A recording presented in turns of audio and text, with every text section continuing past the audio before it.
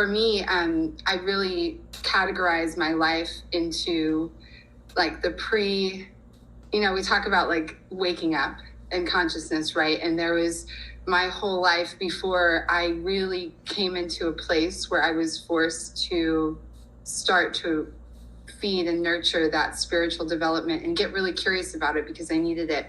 And so before that moment, I was kind of existing and just going through life and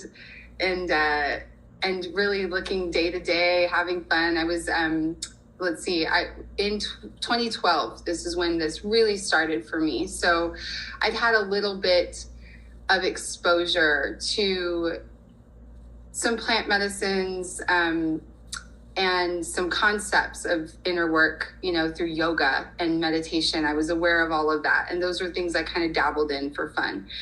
But it wasn't until life presented me with a challenge where it became a necessity that I really threw myself wholeheartedly into my healing and my awakening and my conscious development. And so in 2012, I went through a very devastating breakup. I was engaged.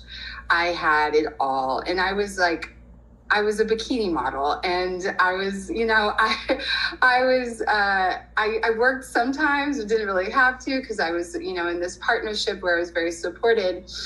And my life was so fun and good. And I was just kind of expecting this whole future laid out for me where it was going to continue to be easeful and supported and harmonious. And then suddenly we broke up, and it was really unexpected. And, I think it's hard to convey how devastating this was for me because it was a total rewrite of the future that I anticipated.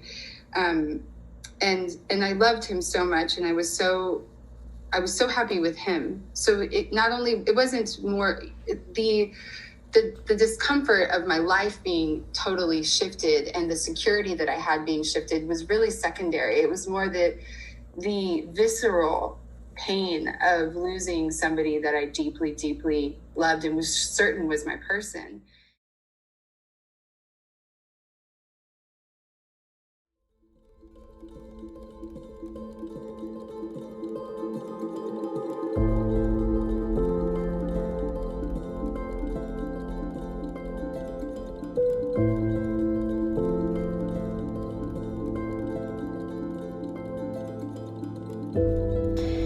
And he said to me, Kate, it's just another shiny room in hell. You gotta get out. And I knew I had to get out because I knew that even just my lifestyle was killing me.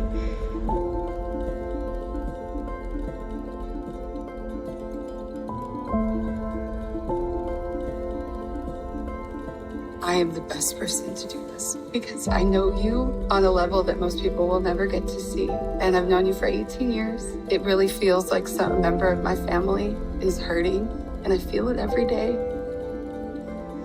I've been in positions before where I've been attacked and for different things in different ways, but nothing that's reached this level of volume. I don't think you've ever tried to position yourself as an immaculate guru. What I've seen is you be a leading, sweating human being that is wearing your heart on your sleeve and talking about everything that you learned through all of your mistakes for many years now.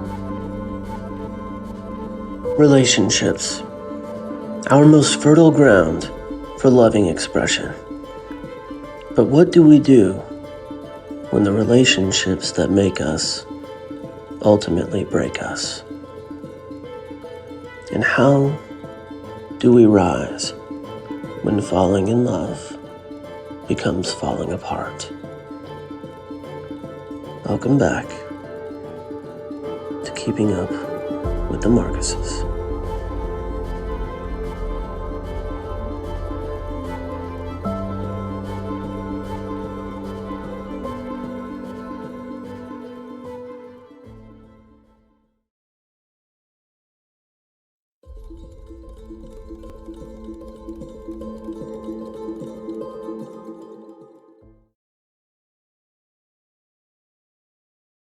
In order to garner the best understanding that we can about what happened and why during this podcast episode heard round the world, we need to go back in time and start to conduct an investigation, an examination, if you will, on the people and the events that led up to this podcast episode.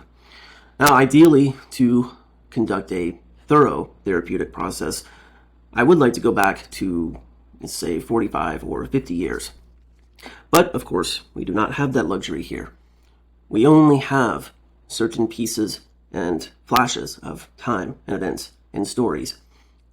And we have to remember that those are already infrequent, and they are projected through the lens of the public eye, social media mostly. Meaning, the people who are telling the story are telling the story not necessarily the way that it happened, and not even necessarily the way they remember it. They're telling it in the way they want to project it to their audience, us. And so, can an actual thorough therapeutic investigation and examination be done here? No, it cannot. So, we have to use what we have. What we have isn't great, but we can still not only garner an understanding of what happened here, but of course, take that understanding and the elements surrounding it and learn how to use those elements through discernment on how these events and these people affect us. What can we learn from these people? What can we see as far as their behavior, the words, the actions? How can we use this episode to be a catalyst for our further learning, growth, and awakening? So, we flash back 18 years ago. This particular through line of the story begins in Austin, Texas, where one weekend, a young woman by the name of Caitlin Howe goes to Austin with her friends coming from San Antonio, as they often did, to hit the clubs and party and be a part of this vibrant Austin nightlife scene. And they go to a dance club by the name of Groove, and they're dancing and drinking and having a good time. And from across the dance floor, she notices someone who is noticing her. And they're kind of grooving to their particular song that they like. It was a Mickey Avalon track that not many people knew, but they were both singing to it. And so the way they retell the story, which they often have, it's a very meet-cute rom-com type of moment where they kind of are checking each other out and they bob their way across the dance floor, and this gentleman by the name of Chris starts sizing her up and then dancing, hitting on her, flirting with her, etc. She is, at the time, flattered and very into him, but she is also, by her own word, very intimidated by him. He asks her out for tea, according to him. Would you like tea? Which she accepts, and they go on this tea date. But then after, he continues to court her and pursue her for snow cone dates, as he puts it, in little things like this that you do when you're in your early 20s. She rejects him a few times, curiously, after this, and her reasoning for doing so was that she was intimidated. This guy seemed to be very cool. He was very vibrant. He had swagger. He liked nice things, and he was able to go to interesting places. He seemed like a man that either has or came from money. And so she was actually rather intimidated by him.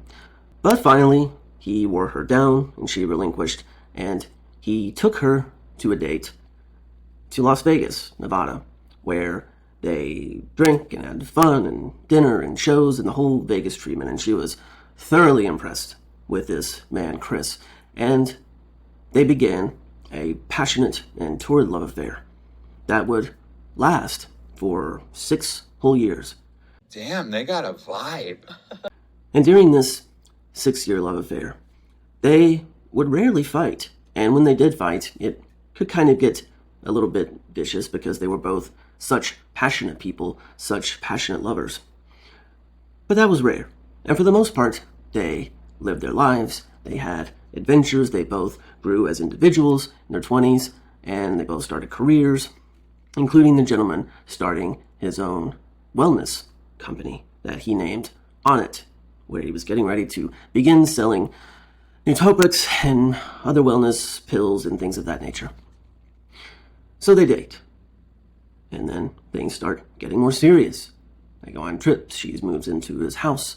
And it seems like things are going in the direction that they both want them to.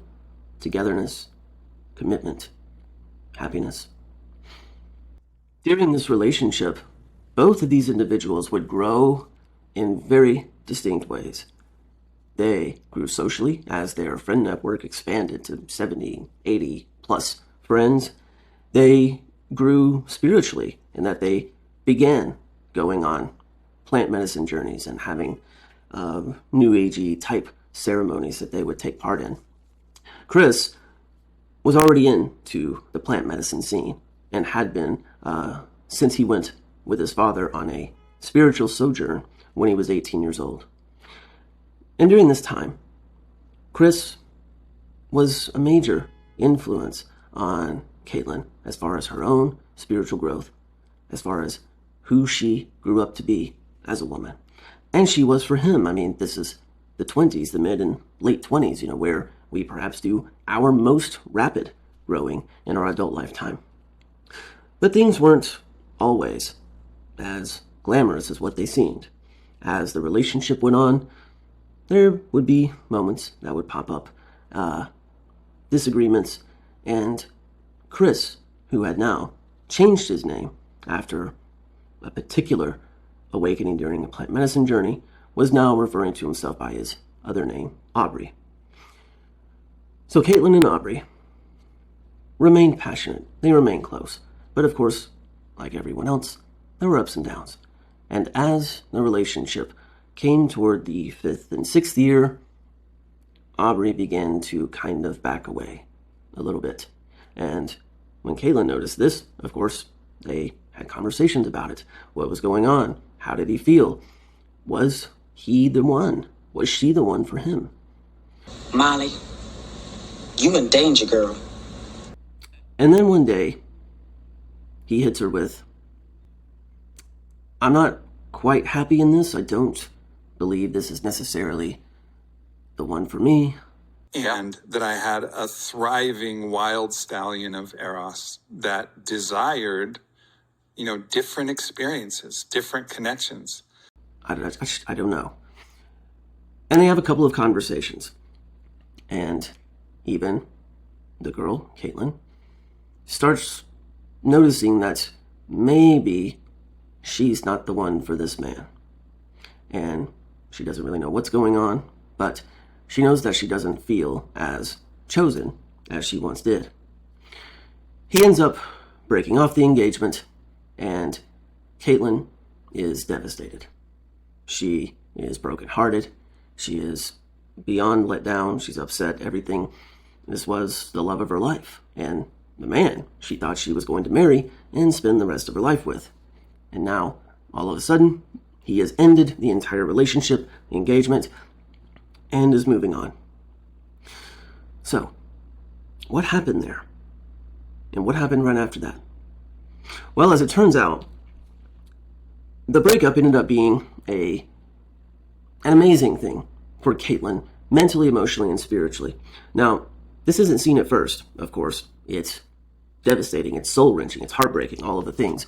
And in order to get away from him and their relationship and their friend group, she runs off to Las Vegas. And she there delves into the Vegas nightlife and everything that comes with that. And she gets jobs and starts hanging out with seedy people.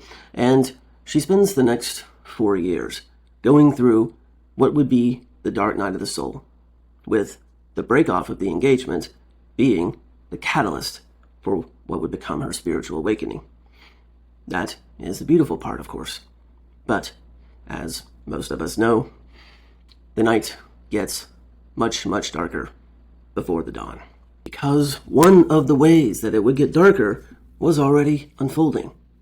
You see, Aubrey was still back in Austin, and he didn't waste any time. He moved on quickly, and he was doing quite well, actually.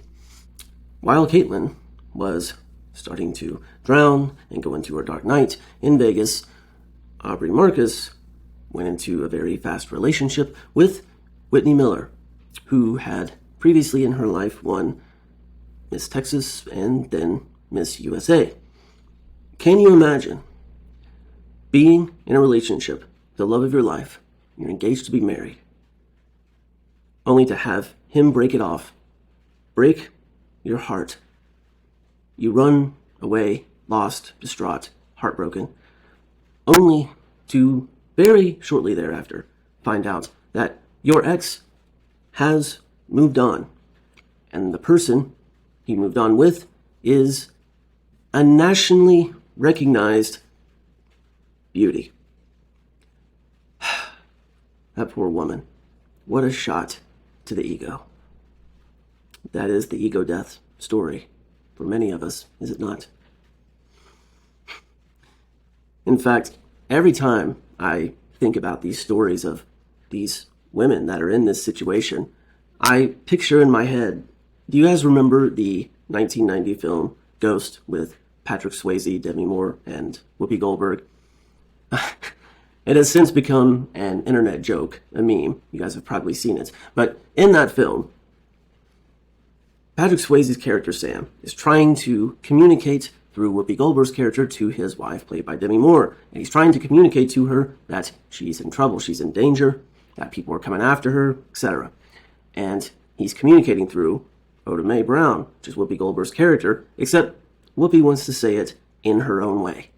And so she lets out the now iconic line, "Molly, you in danger, girl." And that is exactly what I hear and picture in my head every time these girls get involved in another situation with this man. So, before the mourning my ex-fiancé process can even begin, it is over. And our Mr. Marcus is with Whitney Miller, and they are off and running in a wild and impassioned romance, with her moving in right after them getting together, just like Caitlin before her. But more on this romance next episode, my friends. Meanwhile, Caitlin is still in Vegas. She's still kind of drowning in this sea of seediness and bad jobs and even worse relationships. And this entire time, she and Aubrey stay in touch with one another. And it's platonic and at a distance and not super frequent, but they keep in touch and they have conversations. And it is actually he who persuades her to finally leave that place and get out of that life, because she finally encounters what we all come to face in the dark night of the soul, which is that very treacherous rock bottom moment when you really reach the lowest of your low. And for most of us, it is a time where we call out to God, however we see divinity, we call out for help. We realize that we cannot keep going on this path any longer, that somehow it will only lead to ultimate destruction, and a destruction that is not spiritual, that is not healthy, but an ultimate destruction of everything that we are, were, or possibly could be. And she hits that moment, and she remembers saying to herself that she's dying on the inside, and something has to be done. And so she speaks with Aubrey, and he even talks about her as she's moving up and getting another job, it just being another shiny room in hell, which is the title, or going to be the title of her autobiography of that time. It's very interesting stuff, actually.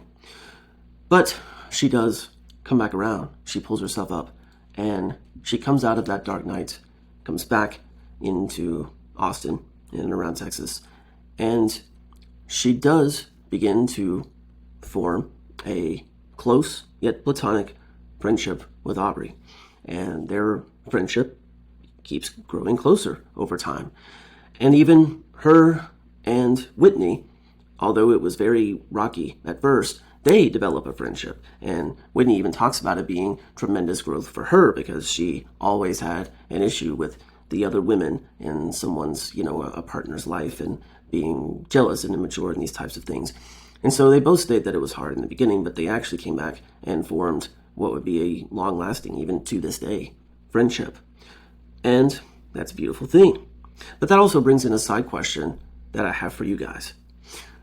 In looking at this, we see that Caitlin, though devastated, went on her own spiritual journey, which turned out to be beautiful for her, of course. But she comes back into Aubrey's life, becomes very good friends with him and with Whitney, then goes on to continue to be friends with Aubrey, and Vylana comes into the picture, which we'll get to in a few minutes. And same thing, Caitlin befriends her, and they become the best of friends, while her and Aubrey grow closer than ever before, to the point where she serves as the best woe man at his wedding to Vylana. And so when we look at this, I know us in the spiritual and conscious communities, we like to keep positive vibes, positive thoughts. We like to keep a loving environment and a loving way of thinking and looking at things, this perspective. And that's wonderful. And the question is, can this man and this woman, and the woman primarily being the one who shouldered the biggest devastation and heartbreak, can she emerge out of that? And can he emerge out of his situation, even with a live-in partner? Can they actually come back and be close platonic friends? Is that possible? Of course, being positive and loving-minded, we would like to think that, yeah, it's not common, unfortunately, but this is a beautiful thing that happens. And, of course, and I'm sure we probably hope that it is completely legitimate. But we also have to think about the mentality, the psychology behind this. Is this really a healthy thing that's going on here, to go back to a man that devastated you and to continue to be not only close to him, but friends and best friends even, especially as he is in and out of these paramours and these other relationships that he's doing? It begs the question, and I want to think, hopefully, about this, but I also watch them when they interact, and specifically her, and noticing how she looks at him, the way she speaks to him. And I don't know. I want to ask you guys, what do you think about it? Take a look at this and see what I'm talking about. And I would love for you guys to give feedback down in the comments and let me know what you think. Of course it has, because you are like my soul's guardian angel, and you've never left me, and you've never given up on me. And though we had periods of distance and separation and silence, you never lost faith. And I remember one day on the phone you said, "I'm not giving up on you. I'm gonna haunt you till the day you die." And at this point I told him that I wanted to be a writer. And I said, I'm gonna write, I was working at this hotel at that point. I fought my way up from like bottle service waitress to like a dignified position and, in a suit with an earpiece. And I felt better in that because I was clothed and I wasn't being objectified by sweaty, drunk people at the pool all day. And he said to me, "Kate, it's just another shiny room in hell. You gotta get out." And I knew I had to get out because I knew that even just my lifestyle was killing me. It's like, you've been you've been the most important relationship, I think, in my life in terms of, in every perfect way. You, in the ways that we found each other and, had our adventures as beloveds, and then in the ways that we ended that relationship and went off on our respective adventures as individuals to go through all of the tests and trials and tribulations of life and the forgetting. And through this process, you've been like best friends with every other partner that I've ever been with. which has been, wild, from like, Wild. Whitney and Stephanie and Vailana and Alana and everybody along the journey. You've been like there, not only loving me, but loving all of the people who in the old story, you would have been jealous of, and you would have been, but Oh, no. I was at times, for sure. This is the honest poet era. I totally was. I totally was. But, and I wrote about the heartbreaks and the pains and the jealousy and around our relationship and all the relationships that followed. And I think I've learned, I've gotten to compare paths. There's the path of running from love and running from pain, which is a big one. The only period of time we ever had some distance between us was me running from the pain of being close while we reorganized our lives outside of being in union. But I have learned very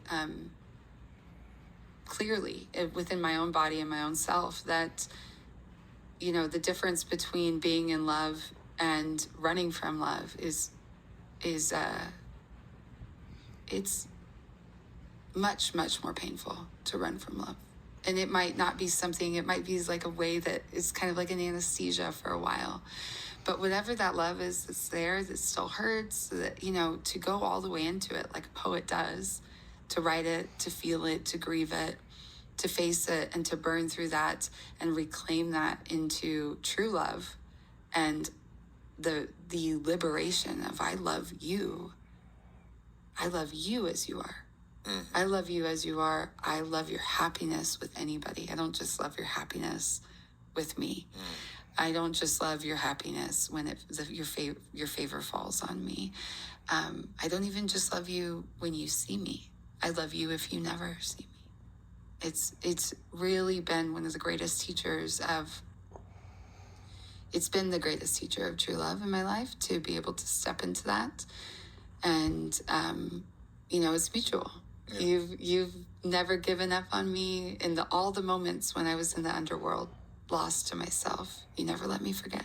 You never stopped seeing me in truth, and you never stopped fighting for, the purpose of and the divinity that's been in my heart and soul this entire time. So it's such an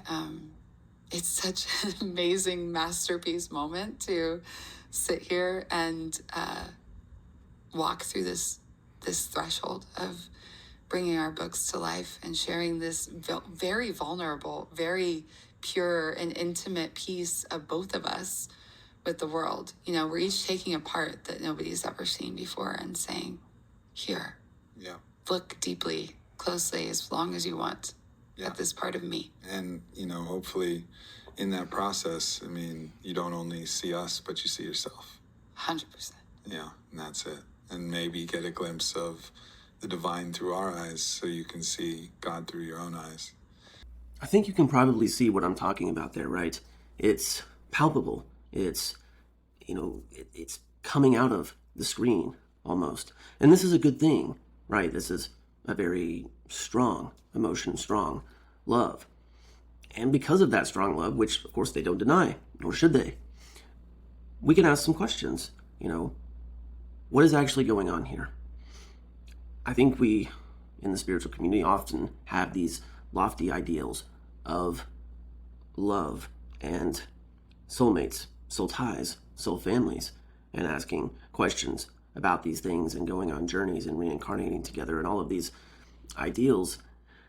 And it is a beautiful thought of transmuting what once was a very passionate love, eros, just a deep and profound, such a profound love that you're willing to make that lifelong commitment in the form of an engagement.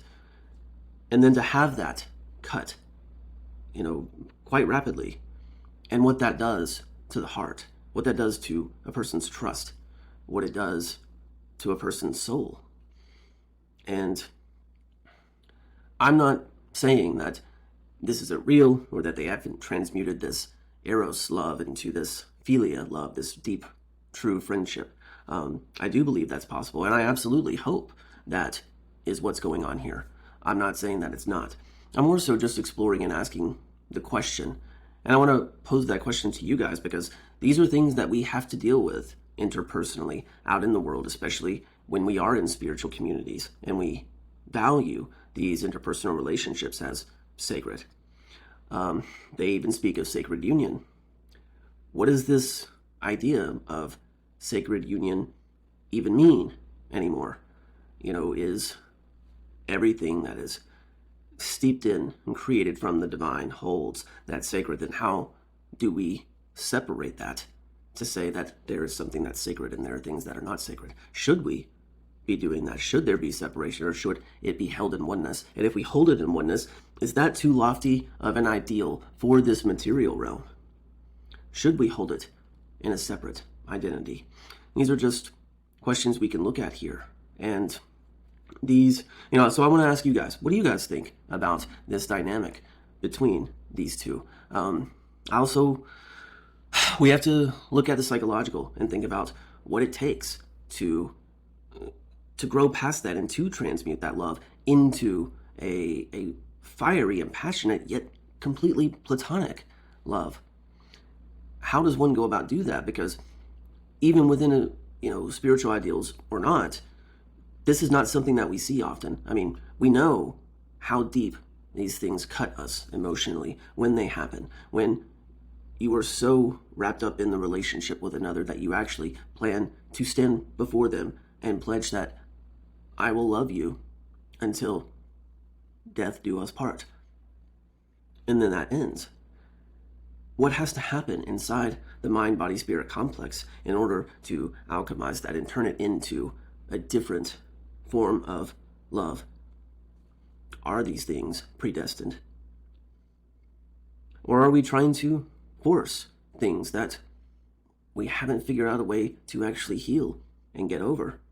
And where is the line of respect? I want to pose that question too, because as we've seen in this entire spectacle, there's a very questionable degree of boundary setting and boundary crossing and boundary denying.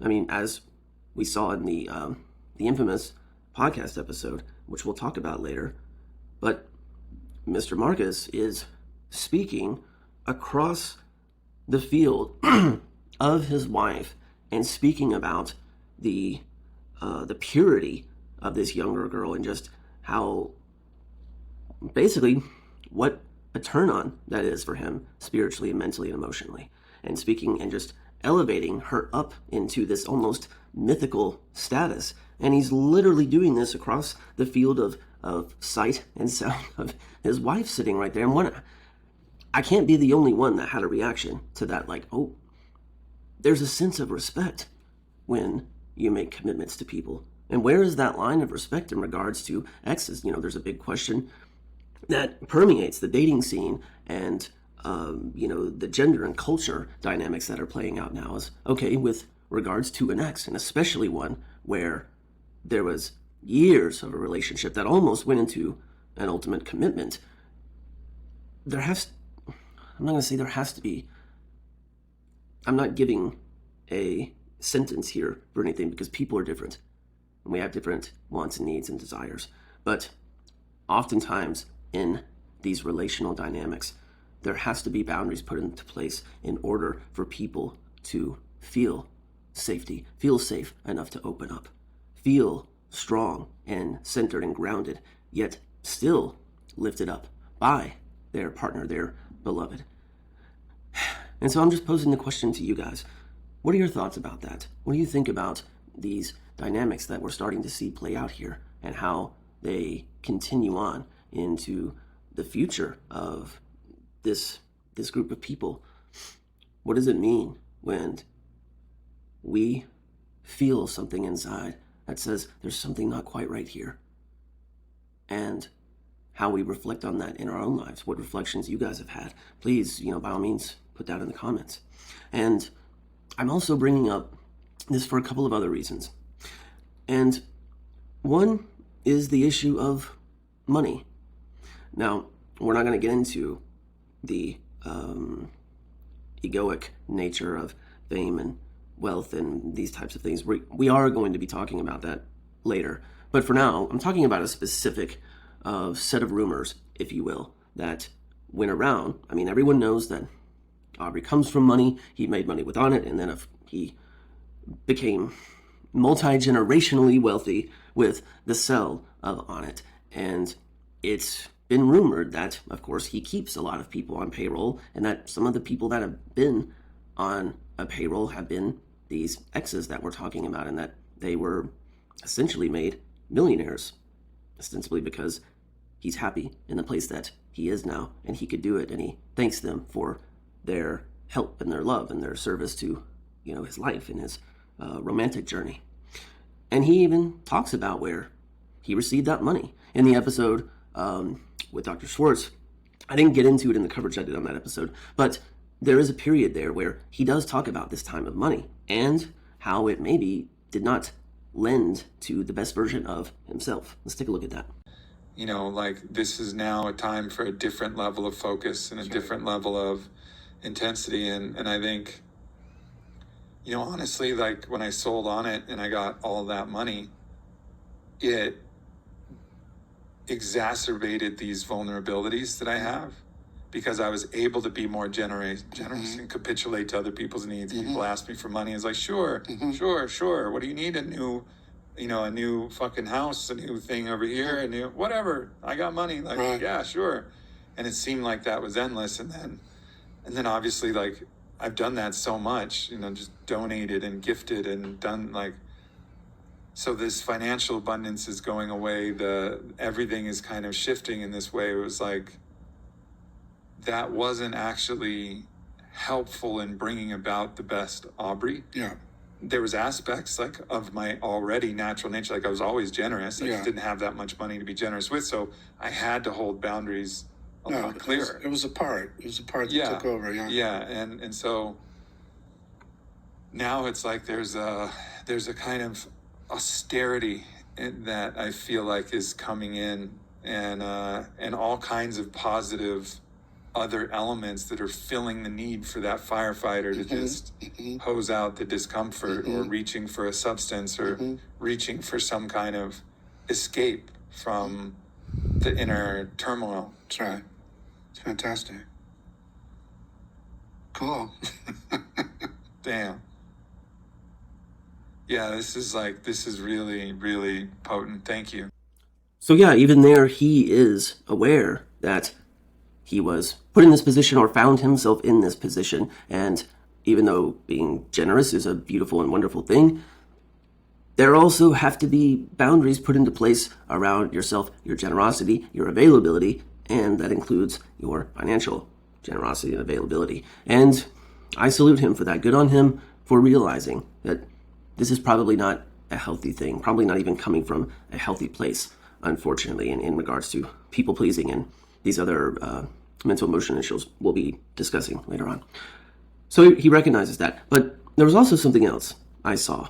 And I saw this on the first go of watching this episode. And it takes place in the follow-up episode with Caitlin Howe. Present day after the controversial podcast episode. I already did a coverage on that in a separate video. So if you haven't seen that, by all means, go and check that out. But in it, I was glad I was watching it instead of just listening to it. Because, sometimes we, maybe we're in the car, we're on a run, we're at the gym, the beach, what have you, and we're just listening to these things. But I was doing research for this, so I wanted to really get the full experience so I could get every detail. And so I'm watching it. And I see something.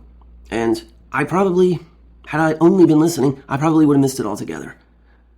And I saw it, and I immediately went down to the comments, and this is the day that it came out, and there weren't very many comments yet, and nobody commented on it. I went back a few days later, and someone else did catch it, and a couple of other people commented on it. But watch this clip, and see what happens here, because I am no professional editor, but being around storytelling and filmmaking and video, all these things, I know a harsh cut when I see one, and I know a harsh cut that is made for the purposes of elimination. And in this regard, we can question, is the purpose of elimination here for the effect of manipulation. I think, given the subject matter that is in conversation, there's a case to be made. So check this out, and we'll talk about it, and you guys can put in the comments what you think here. Okay. Thinking about this specifically a lot. And as a woman, I see some of the commentary about power dynamics. And, really in this particular most recent case with Alana and Vi, there's been a lot of judgment or speculation about them not feeling truly in their power, truly in their agency, truly choosing the life that they're in because of this imagined power dynamic. And not to say that you don't have power, you don't have great resources, you do. The devastating and frustrating reality of it is that you use them as blessings. I find it. So you see right there, we have the medium shot on Caitlin, and she's talking about Aubrey's generosity, and she gets ready to go into talking about his generosity with the people that are in his inner circle, directly around him, his friends. And, presumably this, of course, includes her and her now partner, her fiance, I suppose. And there's a harsh cut. And it's clear that she was in mid-sentence getting ready to elaborate on this topic. And then, boom, and not only harsh cuts, but in order to complete that hard cut and make it even remotely feasible for the visual component, they immediately had to cut back to the wide, the two-shot, right? And the audio and the visual together cut that way. It's so jarring that it really takes you out of it. And you have to ask, I don't know. This man clearly has a professional team. I don't know any professional editor. And if you are an editor, please comment. I'm not a professional myself, obviously. I could be wrong. But I have a strong feeling that there is something said here, and they cut it out in this harsh cut, because I don't know a professional editor that would specifically make a cut like that unless they absolutely had to, unless they were very dramatically trying to force a point of view on something. But it doesn't make sense here unless they're cutting something out. And what is that something? And what picture does that paint, given this scenario, in this situation that Caitlin was talking about, when the purposes of this video, they've already done the whole, hey, look at us, we're happy, and we were lovers, and fiance, and then now we're best friends, and it's so great. They've already done this multiple times, as we've seen in this footage. They don't need to do that again. This is very explicitly damage control. It's a PR stunt, and that's fine. I'm not hating on that. Businesses do it, and Aubrey Marcus is a business. Very lucrative one. So, I get it. But what is it that was cut out there? What do you guys think? What is the relationship between his inner circle and the outer circle of the inner circle and his payroll? Lots of people in the comments have talked about, why are you bringing people in that are on your payroll to talk when we're wanting to hear truth and authenticity here? Well, I think we all can at least take a guess at what the answer to that question may be. But here, what is being left out? Because there are rumors that have swirled around the whole fit to service game, so to speak. I'm not going to call it the C word like a lot of people, but it was an endeavor. We'll leave it at that. But there's rumors around that. There's rumors around his exes being paid.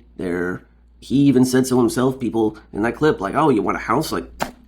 Yeah, bro, I'll take a house. What does it take? I'll stop making this series right now. Give me a house. We'll chill. We'll kick it. No, I'm kidding. Sort of. But why would you make that harsh of a cut there when you don't have to? And what narrative is he trying to shape here? Because I know what it's like when you're right in the middle. I hope you all are enjoying this podcast as much as I am. I want to talk to you about Correct Life. That's our new supplement company, and we just launched a new product called Fuel. Of saying a sentence and then cut, done, back to something else, and what you're trying to do there as a storyteller. And considering this is a PR stunt, it's a very interesting thing. So I just wanted to pose that question. And if any of you guys in the comments that actually caught it and commented on it in that video, if you're out there, please drop some comments here and let me know what you think. It's interesting. I'm just putting it out there for now. I'm not making definite statements about what's going on here. But I'm curious, and let me know your thoughts. So, where were we? Back to the story. I got this really clear call while I was in Las Vegas that I want to write a book, and I am going to write about this story, about my dark night of the soul and how I lost myself. And so I packed up all my stuff. I drove back down to Texas. I came home to where my heart really wanted to be. And I lived in my sister's guest house for 6 months, and I wrote the manuscript for this book and really felt like I could stand in myself as a writer at that point. And I decided to move back completely to Austin, where I was offered a job with Aubrey doing, at the time it was social media, but then because of all the work I've done, through all the plant medicine journeys, I've had 14 times with ayahuasca now and a number of different other medicine journeys and a lot of inner work, a lot of work with incredible mentors. And he invited me to be a coach for the Fit for Service program when it launched. And I was like, oh man, I don't know if I'm ready. So young Caitlin brings herself up, rises like a phoenix from the ashes, with the shards of her broken heart in her hands, goes back to Texas, moves into the guest house of her sister, and begins writing with a fire in her soul. Writing. Until she is eventually given a job in social media, a job working for Mr. Marcus.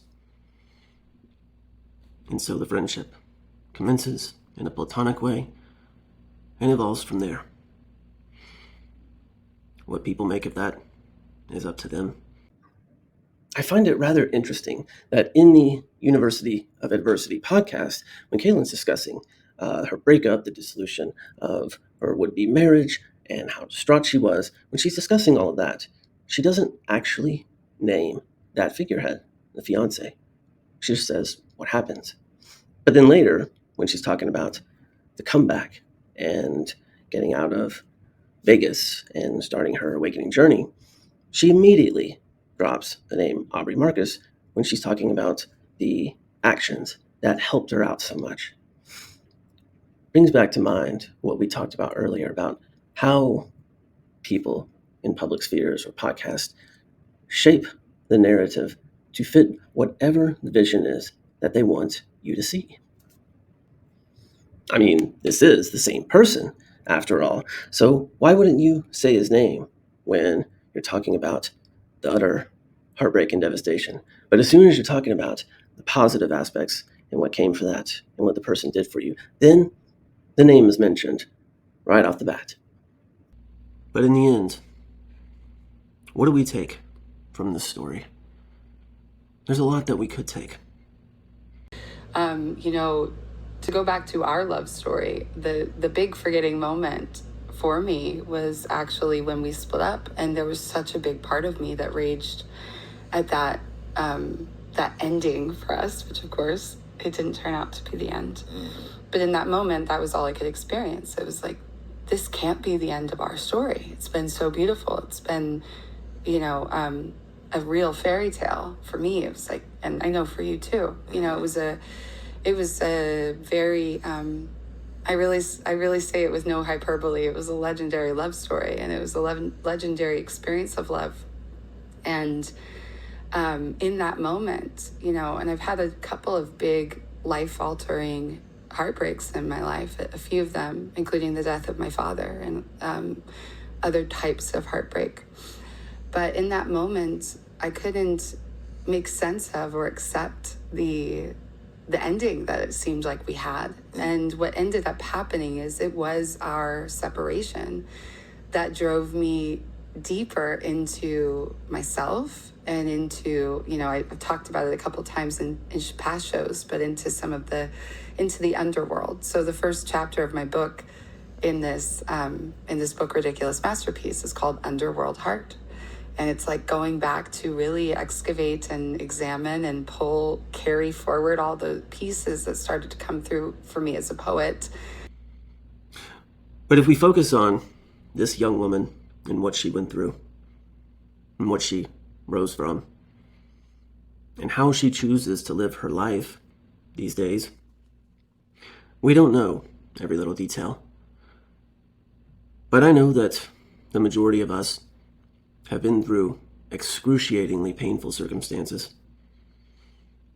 And many of us have been through the catalyst of what would be our dark night of the soul, what would be the beginning of the end of us, coming to the end of ourselves as we knew it then.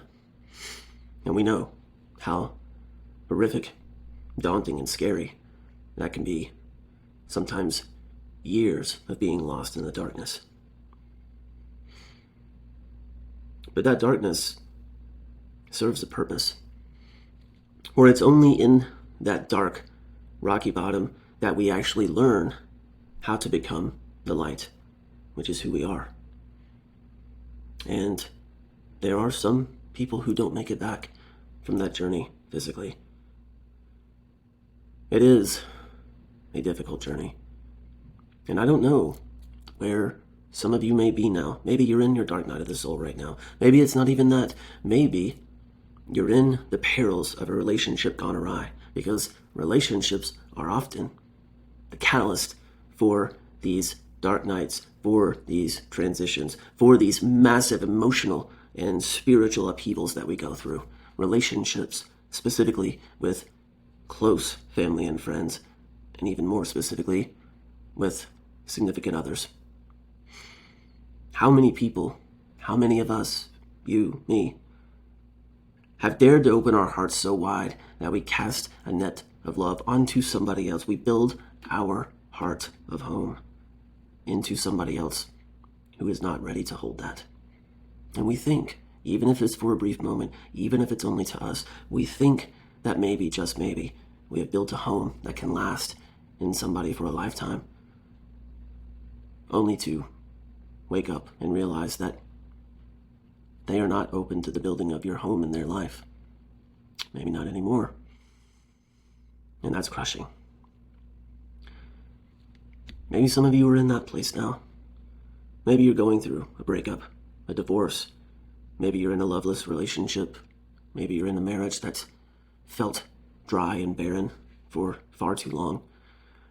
Maybe you're single and lonely, caught up in the craziness of the gender wars in contemporary American society, and feeling like you're never going to find that love, that person, the one who will come along and be that mate for life, that will say, hey, I am a safe space. I want you to build your home in me, and I will do the same with you. It's hard. And we have to have grace and understanding for people, because we all make mistakes when we're in those places of heartache, but we also make these mistakes when we're in love. How can we not? Being in love is one of the absolute most irrational and illogical frames of mind to be in. The same chemicals that are released in addiction are also released as we're falling in love. That dopamine, the same as when you take a drink or you take a hit of whatever that drug may be. And maybe it's not a drug, maybe it's an action. There's lots of things.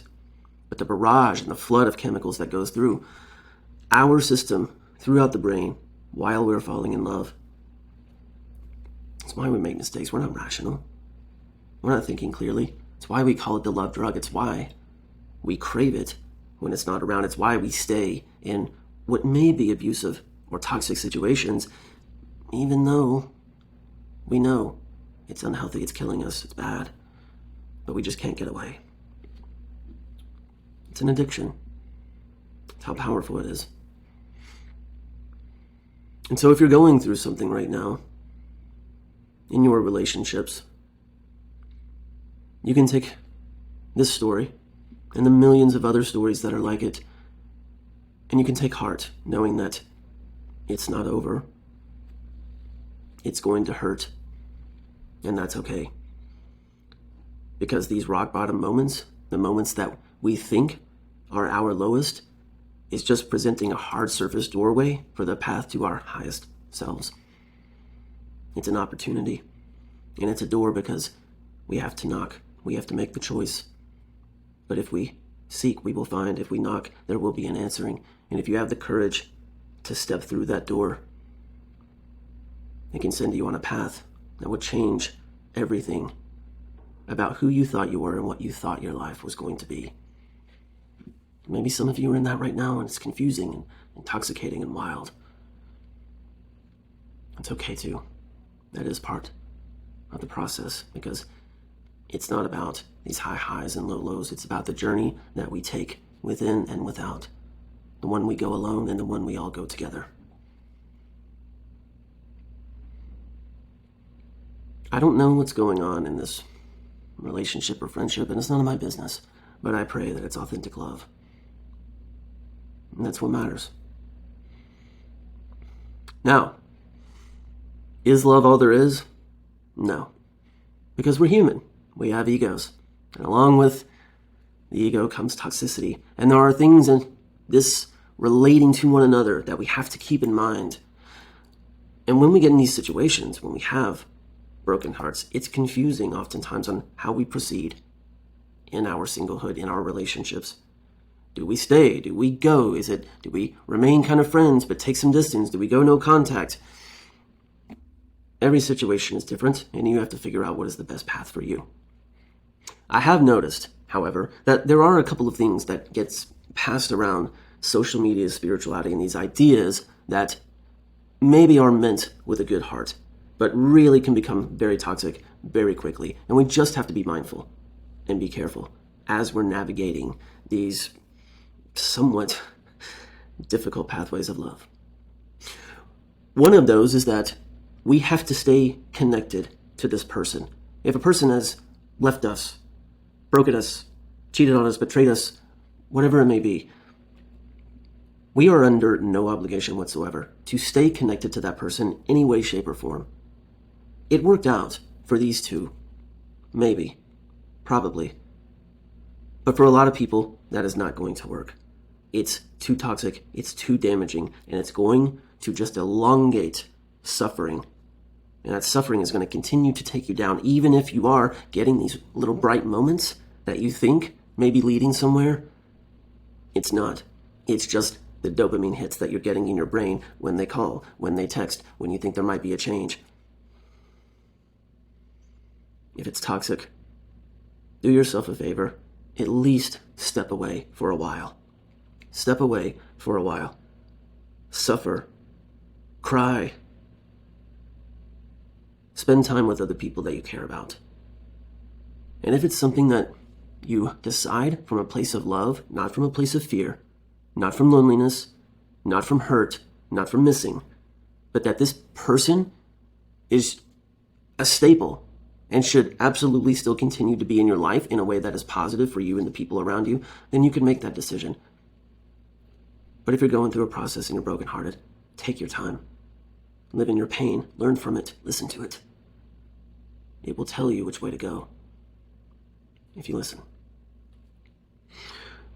Along with this, there's this other concept that I've noticed, particularly in conscious and spiritual communities, where we try to zoom out and have this cosmic view of relationships and of love and what this means in the world. And we start to see that, yes, trials and tribulations, they make us, but they first break us, right? And these are good things, just like Caitlin was saying here. Yes, it was an all-consuming hell of suffering in the beginning, but on the other side, yes, you can see where maybe this was even meant to happen, and this person was the catalyst. And that's great. Maybe there's divine hand in that. I felt that myself.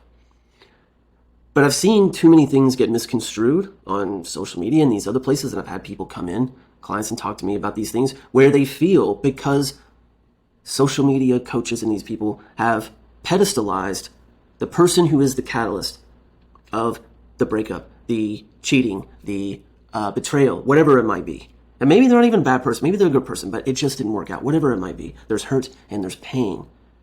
And people get this idea that because they were the catalyst, that, oh, well, you should thank them and be thankful for it. This is getting a cosmic idea misconstrued here in the material plane. Yes, it can be true that, hey, maybe somewhere beyond time, your two souls decided, hey, I'm going to come in and incarnate, and I'm going to play this part, and you're going to be this part, and then in the next lifetime, we're going to switch, and I'm going to hurt you, and then you're going to come back and hurt me, but it's all good because up here, it's all love, so let's go. Maybe. But guess what? Down here, in the material realm, it's pain, and it's suffering. And that person was not your cosmic angel soulmate in that moment that they went and cheated on you or dumped you for a younger woman. They're just an asshole at that time following their ego. Doesn't mean that they're evil. We all make mistakes. But we can't get this idea in our heads that somehow because it served this larger spiritual purpose in our journey, in our lives, that somehow, oh, I have to stay tied to that person, or, oh, I have to thank them or think well of them because they served as the catalyst for this purpose. No, you want to thank God, you want to thank the universe, you want to thank divinity, you want to thank yourself, you want to thank your mom and dad. Great. That person was serving their ego, most likely. You don't have to stay tied to this person. If you want to, fine. It's okay. Work it out. Maybe they are a soulmate. But don't think that you have to, just because they were the catalyst to your growth. Oftentimes in these communities, we can have terms and labels for things, for relationships, that can sometimes be rather confusing, to say the least. Decide in your heart who this person is. Drop down into your soul, to the deepest parts of who you are. Your mind can confuse you. It's not always trustworthy. Remember, we've got all kinds of shenanigans going on up here. Look at poor Caitlin. She's a swimsuit model. Saw this guy. He's young. He's already rich. He's 25. He's got hookups in Vegas and all this other ego nonsense. And she thinks, ooh, got my superficial meal ticket right here. I don't gotta work. I can just look hot and run around and travel and blah. I was engaged. I had it all. And I was a bikini model, and I was, I worked sometimes, but didn't really have to because I was, in this partnership where I was very supported. And my life was so fun and good. And I was just kind of expecting this whole future laid out for me where it was going to continue to be easeful and supported and harmonious. And then suddenly we broke up. And it was really unexpected. And then she's doing drugs in the underworld of Las Vegas. And thank God that she ended up there. Because it took that darkness for her to crack open and understand that, oh, I'm not this superficial, ego-driven, chasing absolute nonsense and superficiality. I'm not that. I'm something much deeper. I'm something much more loving. That has a heart, has a soul, that is the light. And I got to discover that. And now I get to be that. It is a sacred process. It is. And I don't begrudge anyone, even any of these people in this story. They are all in their journeys. And there will be lots more mistakes. And there will be pain and there will be suffering, just like there has been. Now, what we have seen here, a lot of this, it looks like a crossing of lines in very purposeful suffering and the causing of it. And so that may be leading you to question, why in the world is this guy going into such detail, crazy detail on all of this relationship stuff? It can be boring, I know. Bear with me. But there's a point to it. Because in the details is where the devil lives. But so does the divine, as we will see in the next 2 episodes. See you there. Would you like tea?